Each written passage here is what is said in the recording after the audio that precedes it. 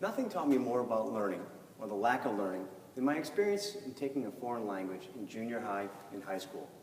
I took 5 years of Spanish, just like most of my peers. But for me, it was 3 years of Spanish 1 and 2 years of Spanish 2. Even though I was able to squeak by with a merciful C each year, I never really learned the material. I often wondered why.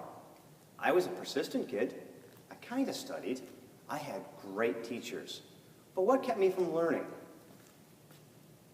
It has taken me 20 plus years of teaching middle school in order for me to get a good understanding of why it took me so long to learn the basics of Spanish.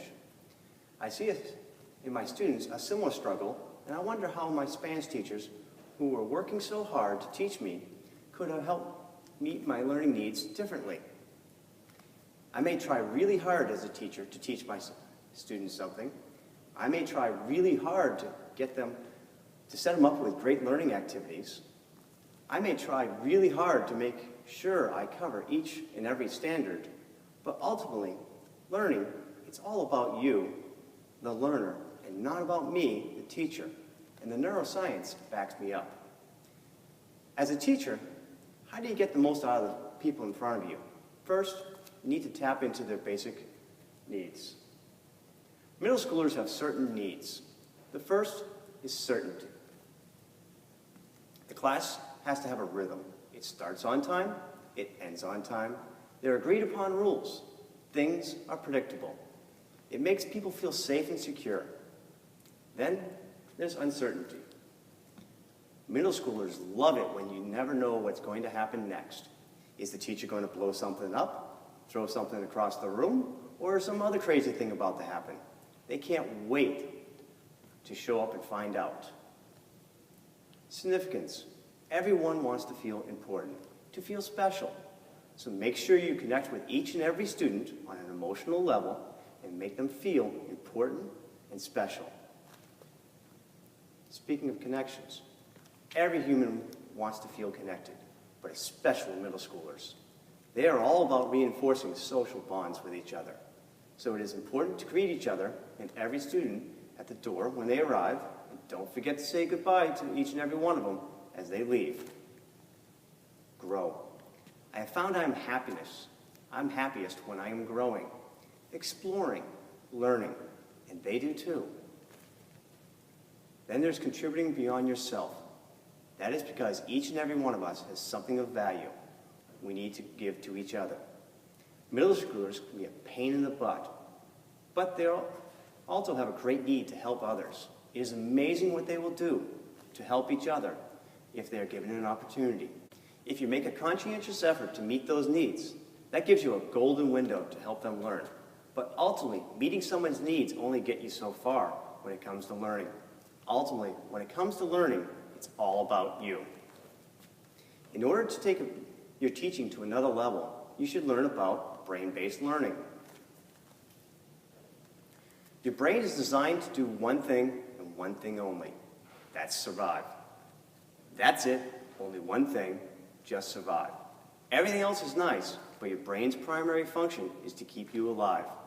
Therefore, if you really want to teach well, you need to tweak the way you are going about your teaching. This is because all learning needs to be thought of as a survival mechanism. No, I'm not saying you should go out and harm your students in the name of learning. Instead, I'm saying you should take advantage of the natural way people learn and adapt your teaching style to it. Okay, the brain uses two very important tools to help it survive: prior experiences and emotions. Let's start with prior experiences. We are all the sum of our experiences. You only know what you experience. Learning is an experiential activity. Then there's emotions. Emotions are very powerful tools. There are positive ones and negative ones. You know, happiness, sadness, fear, joy. They're all emotions. I prefer to tap into the positive ones. Learning should be funjucational. You know, the act of having fun while learning stuff. This naturally taps into students' positive emotions. Now for the most important thing I've learned about brain-based learning. If you remember anything I'm talking about, this is it. The one thing that makes or breaks learning. Because learning is all about you. Your brain is learning something. It asks two simple questions. The first question it asks, does this make sense to me? If something does not make sense to you, then the brain will simply dump the information. Therefore, one of the most important things teachers can do to help students make sense of what you are teaching.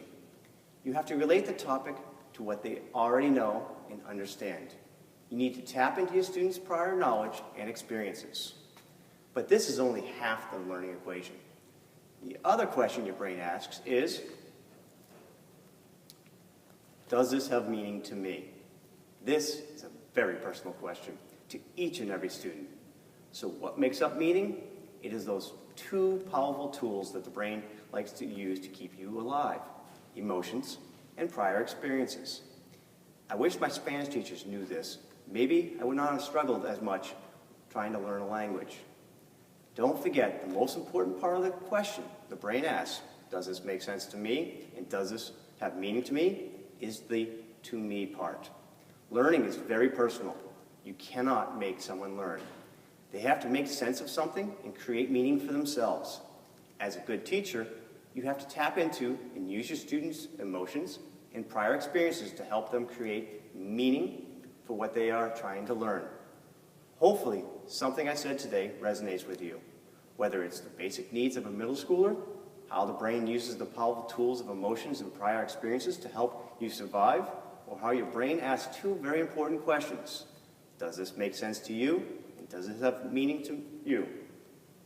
So the bottom line is, in order for us to be better teachers, you should not do it by working harder, but by working smarter. Take the natural way people learn and adapt your teaching style to it. Remember, learning, it's all about you. Thank you.